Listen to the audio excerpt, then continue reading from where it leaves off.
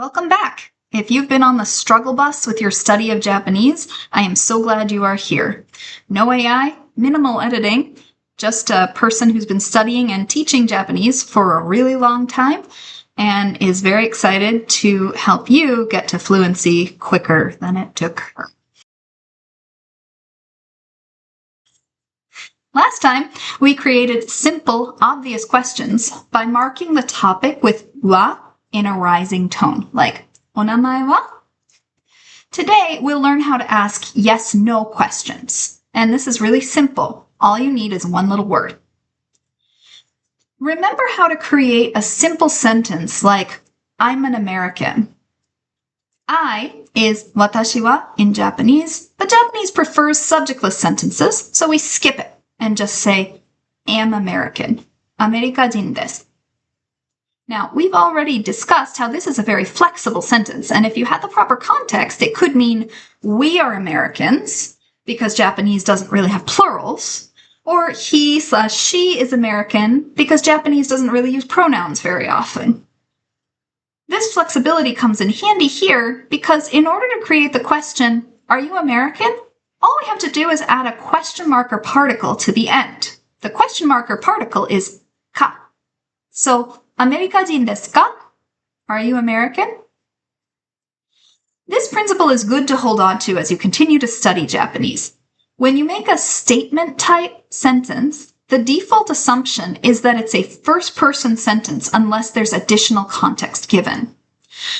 When you make a question-type sentence, the default assumption is that it's a second-person sentence unless there's additional context. In other words, the subject of a subjectless statement is assumed to be I, and the subject of a subjectless question is assumed to be you.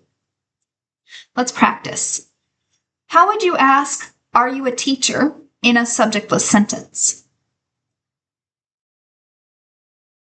I hope you came up with sensei desu ka? Sensei means teacher. Des means am or is or are.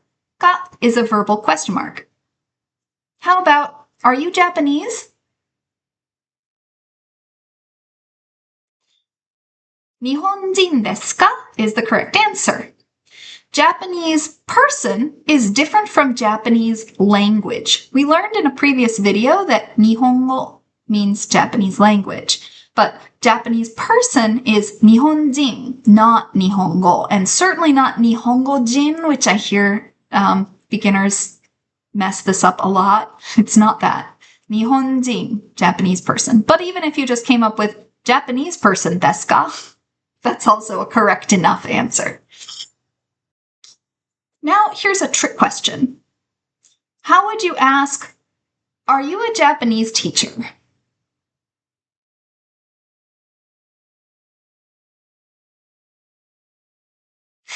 If you remembered particle no, you are on the right track.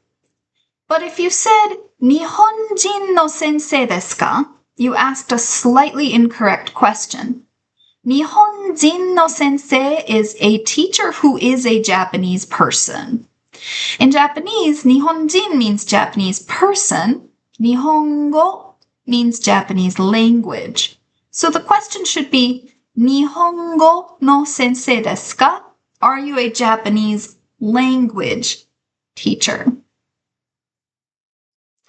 So far, so good for second person, so you-directed questions. But what if we want to ask about a third person or object? Well, the basic way to identify a third person is to name them as the topic. So I want to ask my friend about his friend Mike.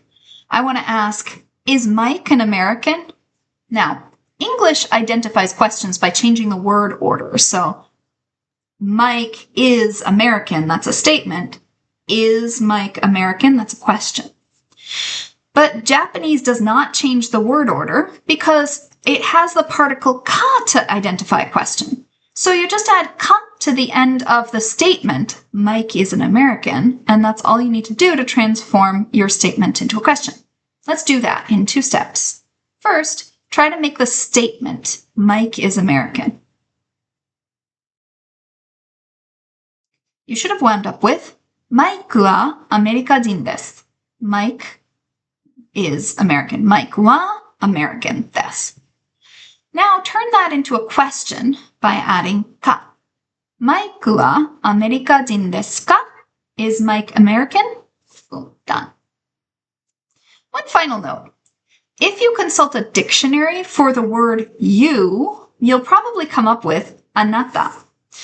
And if you listen to J-pop or watch anime a lot, you may have also heard omae and kimi in lyrics or in scripts, translated as you.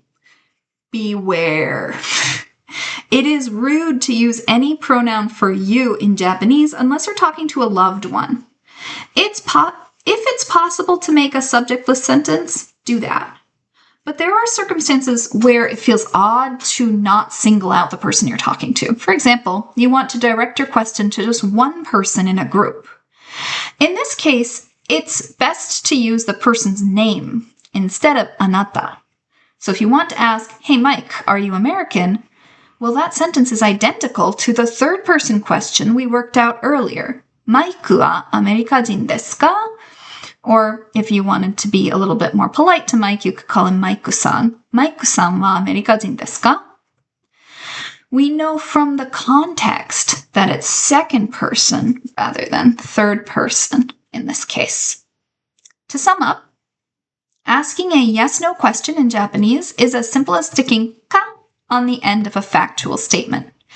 If you are asking a second person you question, be sure to either drop the subject entirely or use the person's name. Don't use anata or one of the other dictionary words for you. Thanks for watching. See you next time.